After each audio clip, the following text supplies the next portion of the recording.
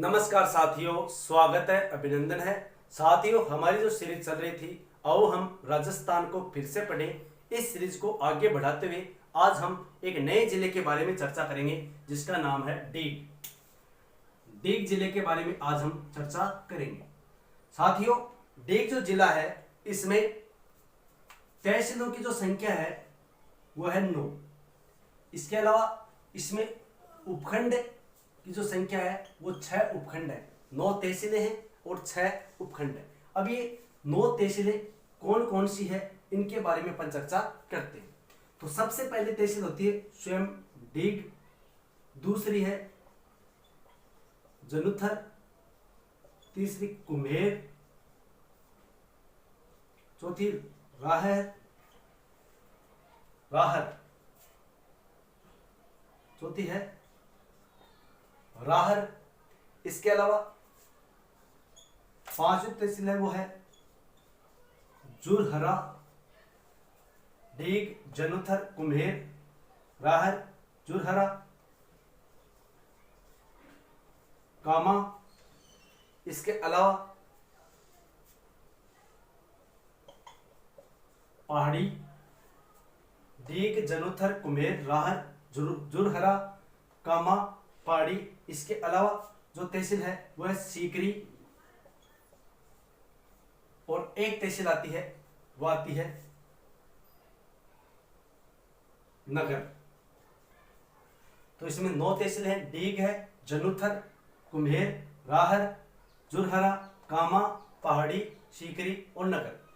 तो साथियों, ये डीग तहसील, डीग जो जिला है इसकी 9 तहसीलें हैं और 6 उपखंड है। अब इसमें अपन को हिस्ट्री, ज्योग्राफी और कल्चर के नजरिए से इसको देखना है कि इसमें कौन कौन से इंपॉर्टेंट है। तो सबसे पहला जो क्षेत्र आता है वो आता है डीग। उसके बाद अपन चर्चा करेंगे जनुथर की, कामा की, तो ये क्षेत्र इंपॉर्टेंट है। इसके अलावा एक है नगर। ठीक है दोस्तों, अब इनके बारे में अपन चर्चा करते हैं। तो सबसे पहले अपन चर्चा करते हैं डीग की। डीग जो है इसका प्राचीन नाम दीर्घपुर था। क्या नाम था प्राचीन नाम? इसका प्राचीन नाम था दीर्घपुर। क्या नाम था? दीर्घपुर इसका प्राचीन नाम था। दीर्घपुर नाम इसका स्कंद पुराण में मिलता है। किसमें मिलता है? स्कंद पुराण में डीग का नाम दीर्घपुर मिलता है। इसके जो संस्थापक हैं वो है बदन सिंह। कौन है? बदन सिंह। बदन सिंह जो ये जिन्हें जो शासक थे सवाई जय सिंह, सवाई जय सिंह के द्वारा इन्हें ब्रिजराज की उपाधि दी गई थी। किसकी उपाधि? ब्रिजराज की। किसने दी थी? सवाई जय सिंह ने बदन सिंह को ब्रिजराज की उपाधि दी थी। यहाँ पर सिनसिनवार परिवार यानी सिनसिनवार के जो गोत्र हैं उनका अधिपत्य था। दीर्घपुर इसका प्राचीन नाम था जो स्कंद पुराण में हमें मिलता है। इसकी स्थापना बदन सिंह ने की थी। ठीक है साथियों, इस नगर की जो मुख्य द्वार है, डीग का जो मुख्य द्वार है वो कहलाता है शाह बुर्ज। क्या कहलाता है? शाह बुर्ज इसका मुख्य दरवाजा कहलाता है। ठीक है साथियों, इसके अलावा डीग को जल महलों की रानी कहा जाता है। क्या कहा जाता है? जल महलों की रानी। इसे फंवारों की भी रानी कहा जाता है। किसकी? फंवारों की रानी। फंवारों की रानी किसे कहा जाता है? तो डीग को कहा जाता है। ठीक है साथियों, इसके अलावा डीग का जो किला है, यहाँ पर इस डीग के जो दुर्ग है यहाँ पर आगरा से लूटी हुई, आगरा से क्या लाए थे? लूटकर तोप लाए थे। तो आगरा से लूटी हुई तोपें कहाँ स्थित है? रखी गई है डीग के किले में रखी गई है। ठीक है साथियों, इसके अलावा यहाँ पर डीग के किले में नूरजहां का झूला है। नूरजहां, जहांगीर की जो पत्नी थी नूरजहां, इसका यहाँ पर झूला स्थित है। किसमें? डीग के महलों में। ठीक है साथियों, इसके अलावा डीग का और क्या प्रसिद्ध है? तो डीग के जल महल पूरे भारत में प्रसिद्ध है। डीग के जल महल पूरे भारत में प्रसिद्ध है। ठीक है साथियों, अब इन जल महलों की अपन चर्चा करें तो ये संपूर्ण भारत में हिंदू शैली से निर्मित है। किससे? संपूर्ण भारत में हिंदू शैली से निर्मित एकमात्र महल कहाँ पर स्थापित है? डीग में स्थित है। हिंदू शैली से निर्मित जल महल यानी महल कहाँ पर स्थित है? डीग में स्थित है। ठीक है साथियों, इन जल महलों का निर्माण जाट शासक सूरजमल के द्वारा करवाया गया था। किसके द्वारा? सूरजमल के द्वारा, जिसे जाटों का प्लेटो कहा जाता है, जाटों का अफलातून कहा जाता है, किसे? सूरजमल जाट को कहा जाता है। ठीक है साथियों, यहाँ पर ईरानी पद्धति पर आधारित, किस पद्धति पर? ईरानी पद्धति पर आधारित बाग भी स्थित है। किस पद्धति पर? ईरानी पद्धति पर आधारित बाग कहाँ स्थित है? डीग के जल महलों में स्थित है। ठीक है साथियों, इसके अलावा यहाँ पर सावन भादो महल, सावन भादो महल भी कहाँ पर स्थित है? डीग में स्थित है। सावन भादो कढ़ाइयाँ कहाँ स्थित है? तो करणी माता बीकानेर में सावन भादो कढ़ाइयाँ स्थित है। इसके अलावा यहाँ पर सूरज महल भी स्थित है, सूरज महल भी स्थित है। इसके अलावा यहाँ पर डीग के महल भी स्थित है, डीग के महल वो भी कहाँ पर स्थित है? डीग के जल महलों में स्थित है। इसके अलावा यहाँ पर सबसे बड़ा जो महल है वो है गोपाल महल। गोपाल महल डीग के जल महलों का सबसे बड़ा महल है। डीग के जल महलों का सबसे बड़ा महल कौन सा है? गोपाल महल स्थित है। इसके अलावा यहाँ पर किसान भवन भी स्थित है। क्या स्थित है? किसान भवन। किसान भवन कहाँ स्थित है? डीग में स्थित है। ठीक है साथियों, इसके अलावा यहाँ पर डीग में एक हुरंगो महोत्सव मनाया जाता है। कौन सा महोत्सव?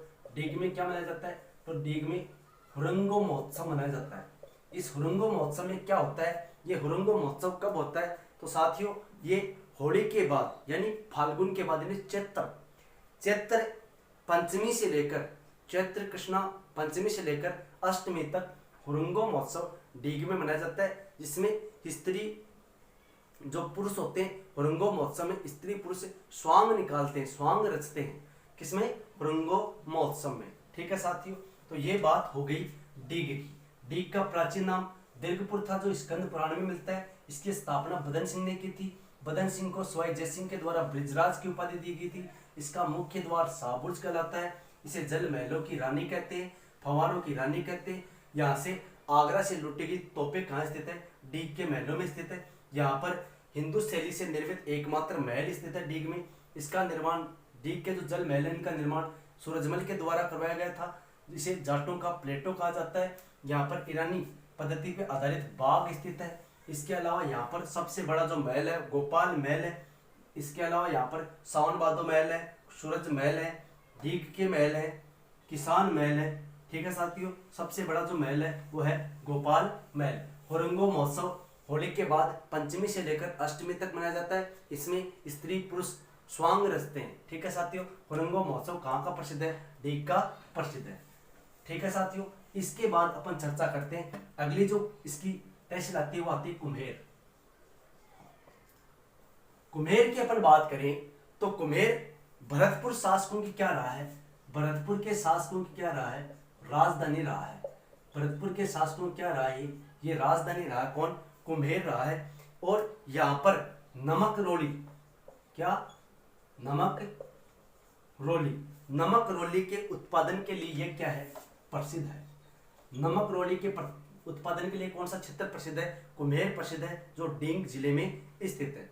ठीक है साथियों, इसने यहाँ पर क्या हुआ था? यहाँ पर जो सूरजमल थे, जाटों के राजा सूरजमल, इन्होंने मुगल सैनिकों को यहाँ पर यानी मुगल सेना को यहाँ पर इसने हराया था। तो मुगल सेना को सूरजमल के द्वारा कहाँ हराया गया था?